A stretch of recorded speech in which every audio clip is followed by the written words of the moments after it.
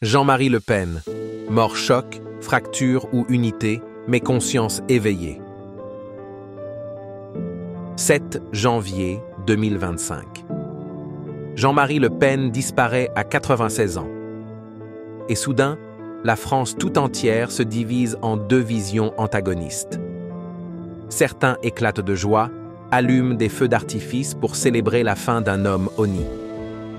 D'autres, silencieux et recueillis, versent des larmes pour saluer les derniers instants d'un symbole. Un seul décès, deux mémoires, deux vérités. Cette rupture brutale dans notre chronologie collective agit comme un révélateur chimique. Sous ses effets, une photo jusque-là invisible se développe enfin, celle de nos fractures profondes. Et si cette mort n'était pas seulement un événement, mais un miroir tendu à chacun de nous, un miroir brisé où chaque éclat renvoie une image différente de notre rapport à l'histoire, à l'autre, à nous-mêmes. Regarde ce miroir fracturé. D'un côté, on entend « un patriote nous quitte », comme si derrière le nom de Le Pen résonnait l'amour de la patrie, la fierté d'une certaine idée de la France. De l'autre, le cri « un raciste abject meurt », surgissant de la mémoire douloureuse de ses propos et de ses condamnations. Deux mondes se font face, chacun certain de détenir la vérité. Mais peut-on véritablement enfermer un être humain dans une simple étiquette? Les symboles, eux, ne meurent jamais. Ils hantent nos mémoires et réactivent nos colères, éveillent nos peurs enfouies, ravivent nos haines ancestrales. En photographie argentique, le révélateur ne crée pas l'image. Il la fait apparaître. La pellicule contenait déjà de manière latente tous les détails du futur portrait. Il suffisait de la plonger dans le bain chimique pour que l'invisible devienne visible.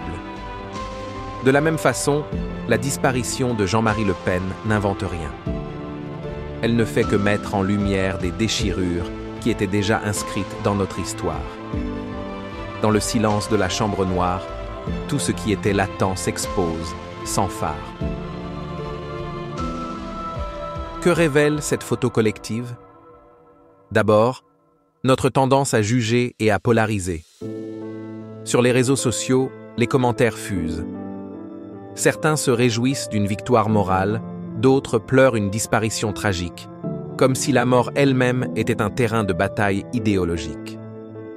À chaque like, à chaque partage, nous projetons non seulement ce que nous pensons de l'homme, mais ce que nous croyons de nous-mêmes.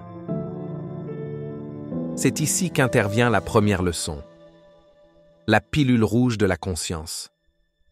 À chaque émotion vive, interroge-toi. Qu'est-ce que cette réaction révèle sur l'autre? Et sur moi?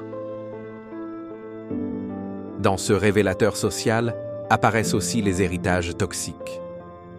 Marine Le Pen, propulsée malgré elle sous les projecteurs, apprend la nouvelle en direct, comme un personnage de Black Mirror confronté à la face sombre de sa propre création. Imagine le poids de cet héritage politique. D'un coup, tout ce qui te liait à ton père, ta fierté familiale, ta loyauté, tout se retrouve exposé, jugé, commenté devant la curiosité du monde. Combien d'entre nous vivent sous le joug d'un héritage qu'ils n'ont pas choisi? Combien portent en eux des blessures transmises par les générations précédentes sans même savoir comment s'en libérer? Pour comprendre cette dynamique, essaye l'exercice des lunettes. Comme dans l'épisode Nosedive de Black Mirror, observe ton opposant non pour adhérer à son point de vue, mais pour ressentir son univers. Mets-toi dans sa peau. Imagine les raisons qui l'ont poussé à célébrer ou à condamner cette mort. Tu n'es pas obligé d'être d'accord, mais tu peux chercher à comprendre. Cette empathie radicale, souvent plus difficile que le jugement prompt, ouvre la voie à une humanité partagée. Très vite, l'effet miroir intervient. Carl Jung nous enseignait « Ce qui t'irrite chez l'autre n'est qu'une partie de toi que tu refuses de reconnaître. ceux qui jubilent dans la haine reproduisent en réalité la même intolérance qu'ils dénoncent. Ceux qui sanctifient la mémoire le font parfois de manière aveugle, idéalisant un passé qui n'a jamais existé. Lorsque l'indignation te saisit, fais le test du miroir émotionnel. Demande-toi, quelle part de moi refuse de voir dans cet autre? En accueillant cette part d'ombre, tu commences à dénouer le nœud de ton propre ressentiment. Au-delà de la polarisation, la mort de Le Pen nous confronte aussi à la question du rêve et de la réalité. Face à une telle perte, nous avons le choix. Continuer à vivre dans un rêve dommageable, où l'on se raconte des histoires simples, le méchant et le gentil, ou accepter l'inconfort de la réalité complexe, reconnaître que cet homme était à la fois symptôme et acteur d'une nation malade de ses non-dits. C'est le moment Inception. La toupie tourne, oscillant entre illusion et vérité. Choisir la facilité du rêve, c'est repasser à côté de l'essentiel. Choisir la pilule rouge, c'est accepter de plonger dans la complexité, d'affronter l'ambiguïté et, peut-être, d'en sortir grandi. Et si cette plongée au cœur de nos divisions pouvait devenir une renaissance? Pense au phénix. Il ne renaît pas malgré ses cendres, mais grâce à elles. Dans Interstellar, l'humanité se relève en explorant l'inconnu, en s'affranchissant de sa propre finitude. Nous aussi, nous pouvons renaître, non pas par un prodige extérieur, mais en faisant de nos fractures le terreau d'une exigence nouvelle. Transformer la colère en curiosité, la peur en compréhension. Nos divisions peuvent devenir nos plus grands alliés si nous les accueillons comme des invitations à grandir. Maintenant, la mission concrète. Cette semaine, choisis une personne dont l'opinion politique diverge radicalement de la tienne. Invite-la à prendre un café, non pour convaincre, mais pour écouter. Inspire-toi du film Air, où l'écoute profonde redéfinit la relation.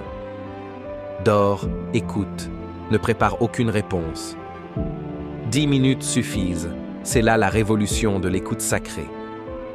Tu découvriras peut-être que, derrière les mots de l'autre, se cachent des peurs, des blessures, des espoirs que vous partagez plus qu'il n'y paraît.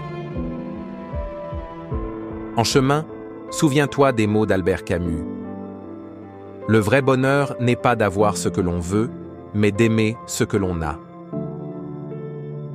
Le bonheur collectif ne naît pas de la victoire d'un camp, mais de la reconnaissance mutuelle. À quoi bon conquérir un terrain si nos cœurs demeurent séparés? Jean-Marie Le Pen n'est plus. Mais nos peurs, nos espoirs, nos contradictions, elles, sont toujours vivantes. À nous de décider si nous laissons cette disparition sceller notre division ou si nous choisissons la connexion. Chaque like, chaque abonnement, chaque partage peut devenir un pont, pas un mur. Choisis la pilule rouge de la conscience. Regarde-toi dans ce miroir brisé, accepte tes ombres, tends la main à l'autre et contribue à la renaissance d'une France et plus largement d'un monde où l'humanité prime sur la haine.